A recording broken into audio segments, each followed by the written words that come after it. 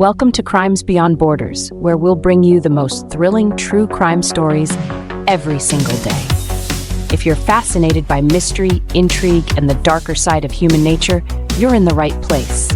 Make sure to hit that subscribe button and join us as we unravel the most shocking and perplexing criminal cases from around the world. The story is about to begin after this intro. From city streets to far-off lands, mystery slipping through our hands. Crimes beyond borders they speak, voices strong but words are meek. Every story leaves a mark, whispers softly in the dark.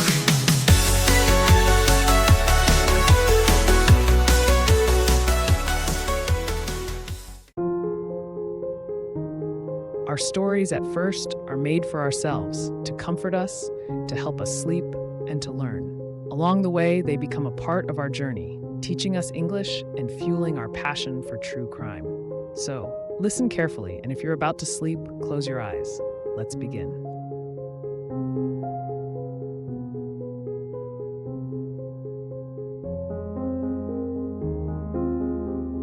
Let's begin. Morocco, 2007. The sun dipped below the horizon, casting long shadows over the ancient city. In the heart of the Medina, one family's joy was about to turn into a chilling tragedy. The celebration of Yasmina's wedding to Idris, a hard-working and well-respected man, had just ended. But as the laughter from the party faded, a dark secret began to take shape. Fatima, Yasmina's younger sister, had always been close to her, sharing secrets, dreams, and a bond that seemed unbreakable. But something had changed after the wedding. Fatima, usually vibrant and full of life, had become withdrawn, and a sinister air now clung to her. The night after the wedding, as the family gathered for their first dinner together, an eerie event took place. Fatima prepared the meal, moving methodically through the kitchen.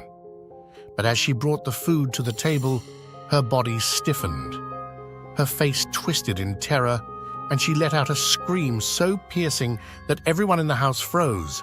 Her eyes rolled back, and she collapsed onto the floor, convulsing. The family rushed to her aid, but her words were incoherent, her cries filled with terror. Whispers spread like wildfire. Some claimed Fatima had forgotten to say her prayers before cooking, a grievous mistake in Moroccan tradition, one that could invite malevolent spirits into the home.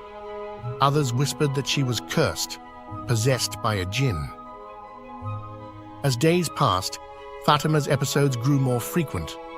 Each night, like clockwork, her screams echoed through the house. Her mother tried everything: prayers, visits to local healers, but nothing helped. Idris, ever the problem solver, proposed a solution. He suggested the family consult a priest known for his expertise in exorcisms. He claimed that Fatima's condition was beyond medical help and that only a spiritual intervention could save her. Desperate for answers, the family agreed, and soon the priest was summoned to their home. When the priest arrived, his presence cast a long, foreboding shadow over the household. He observed Fatima closely, performing rituals and speaking ancient prayers over her. After hours of examination, he declared Fatima possessed by a powerful jinn.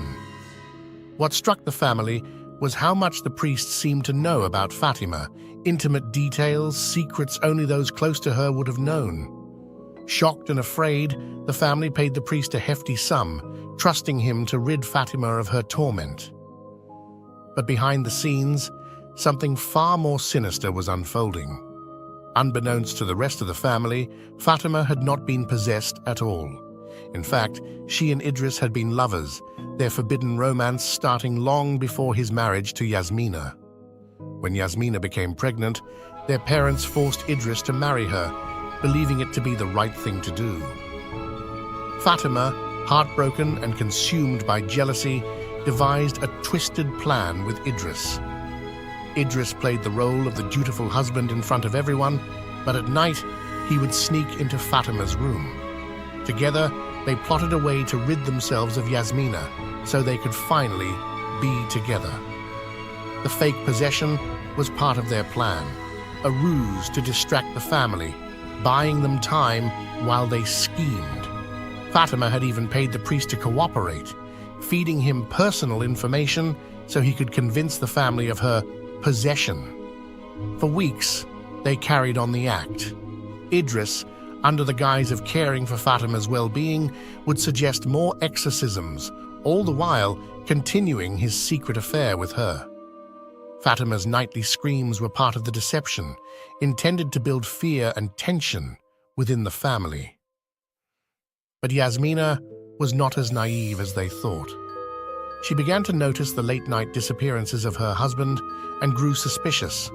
Her heart ached as she pieced together the truth. Idris had been unfaithful, and her own sister was his lover. She confronted Idris one evening, but he denied everything, skillfully manipulating her with false reassurances. Still, Yasmina's suspicions only grew. She began to watch her husband and sister closely, her once happy marriage now tainted with paranoia and dread. The final straw came one fateful night when she caught Idris slipping into Fatima's room.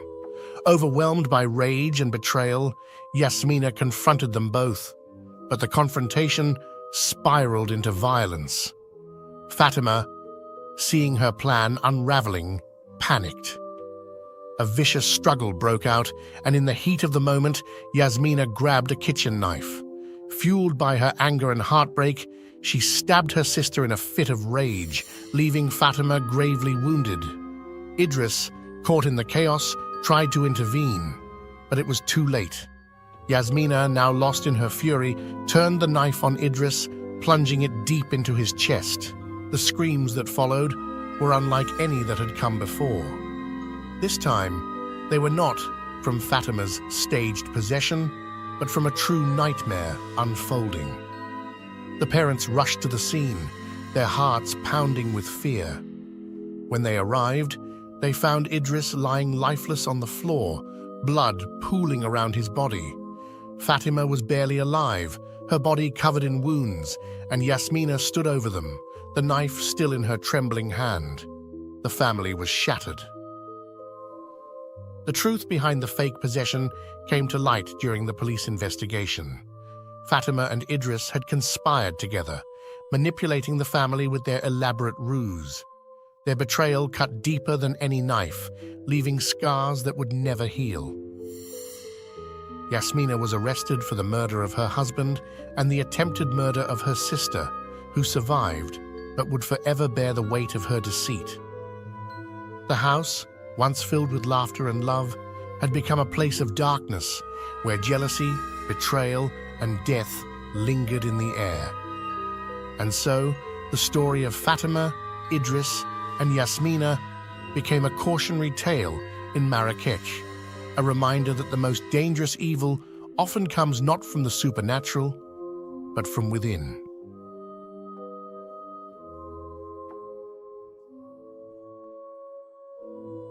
The story has come to an end, but stay relaxed. If you feel yourself drifting off to sleep, just let the video play and enjoy the soothing music in the background. Let it guide you gently into rest. We'll be here, bringing you more stories every night. Sleep well, and see you tomorrow at 8 p.m.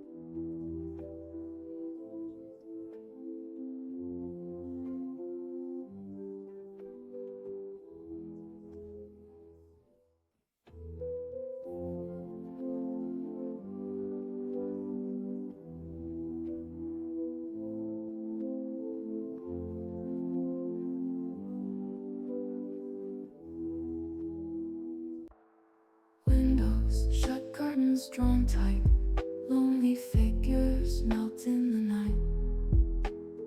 Echoes fade out of sight, moonlight bathes the world in fright.